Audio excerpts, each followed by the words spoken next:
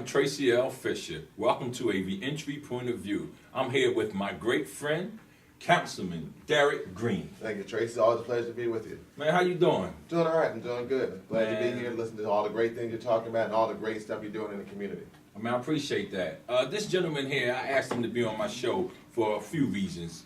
But one of the main reasons is before he even thought about running for office, this gentleman was coming to Myers Recreation Center to actually be there and help my guys and girls before he was even a candidate. So I respect you very much on that. So what you got going on now? Well, one of the reasons why I wanted to support you is because my good friend Mike Brown was telling me about all the work. He said, Derek, you got to meet this guy Tracy. And then I remember you came to City Council when I was working for Councilman Tasco. And I think Councilman Kenyatta Johnson presented you with a resolution or citation. And that's when I heard your voice. I said, this has got to be the guy that Mike was talking about. So that's why I wanted to come out and see the work you do and the way you really work with young people and others who are trying to follow your path and try to make and do a better thing and kind of get back in the community and reconnect with their families, with their mothers, their children, and get on a path to reentry like you are doing. Right. And I appreciate that. And as you know, I go to the prisons a lot. Absolutely. And I'm actually, right now, I'm on a prison tour. I just came from Huntington tonight. I go up Grady Street. Okay. The individuals that's incarcerated, mainly the lifers, they are very educated when it comes to politicians and political issues and so forth. They respect you because I'm going to tell you why.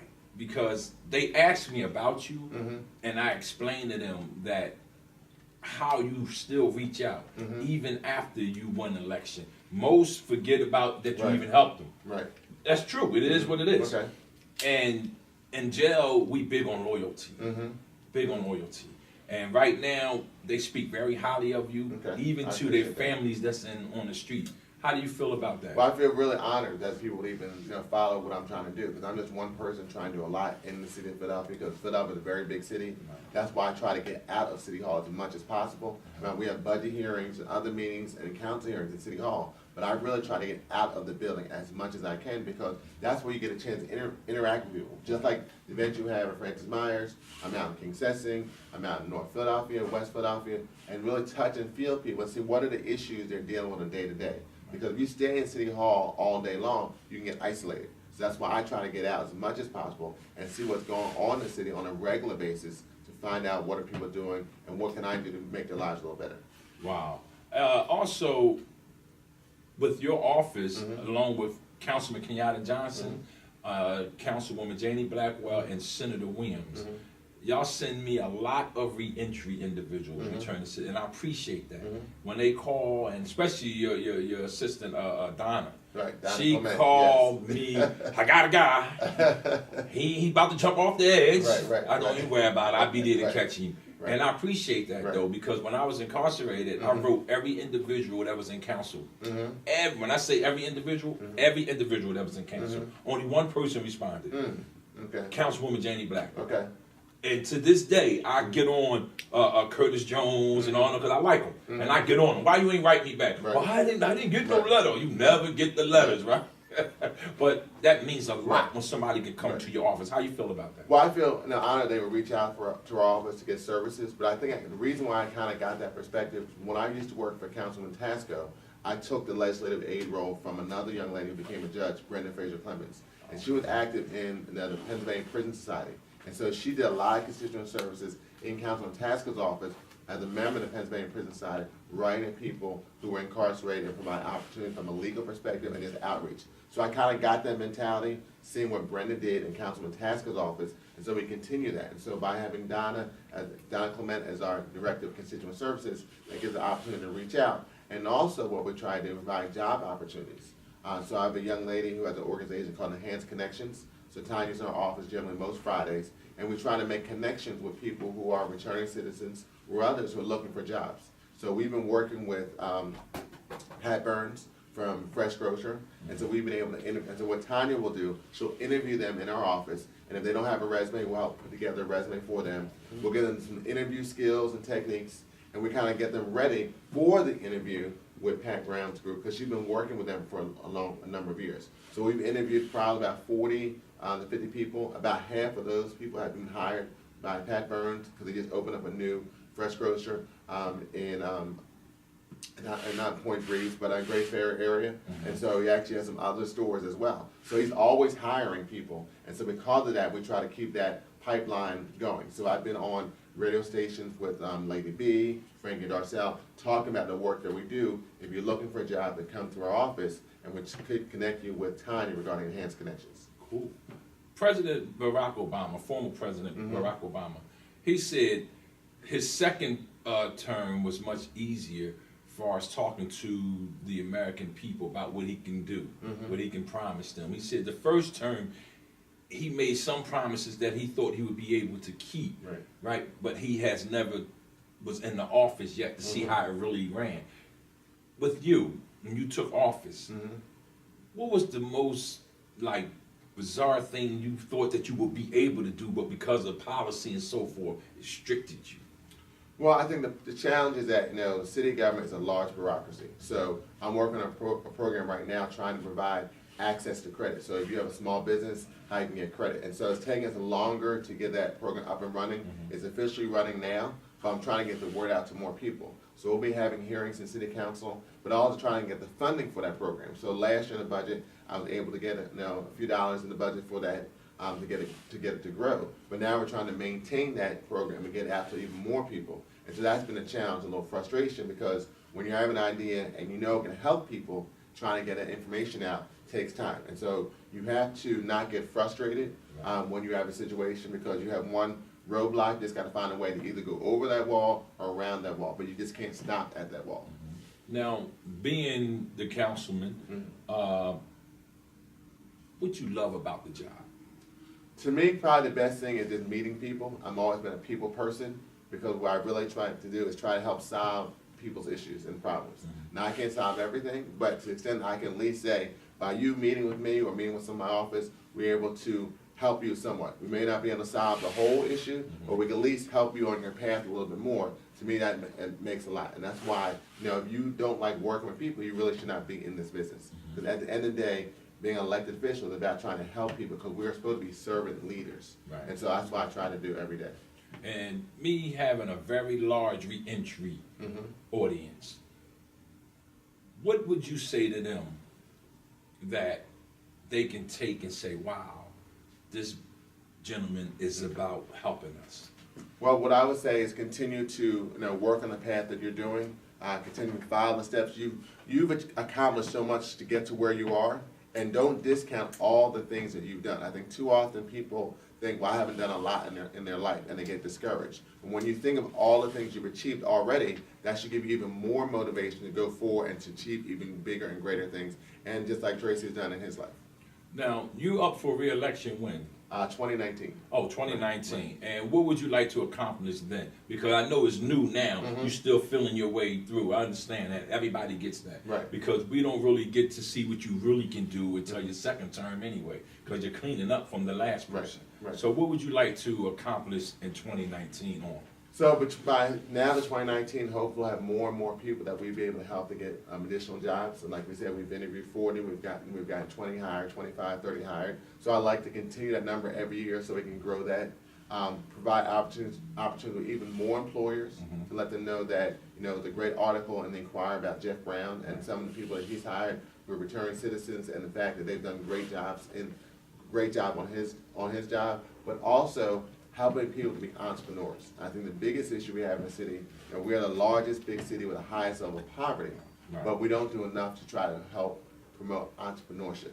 And if I can help people get more credit, technical assistance to help them start a job or start a career or start a business, and they can hire more people, and they can hire people that have gone through the same path that they have, then I think I will have achieved something.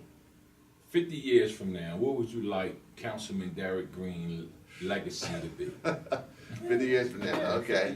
Well, I think hopefully my legacy will be that Derek Green was someone that came to office. He never forgot where he came from. He always was a servant leader, trying to help people, and was able to move the ball in reference to reducing poverty in the city of Philadelphia, hopefully by increasing the number of successful small businesses, especially businesses of color in the city of Philadelphia. And speaking to my return to citizen audience, and let them know how big education is.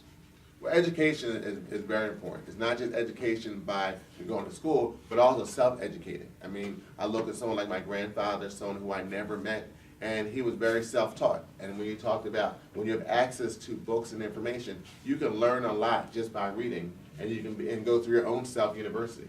And I think that's why education is very important. Not just going through school if you can, but also teaching yourself and having a discipline to learn about things you may have not learned when you were younger. And as a councilman, what is your councilman district?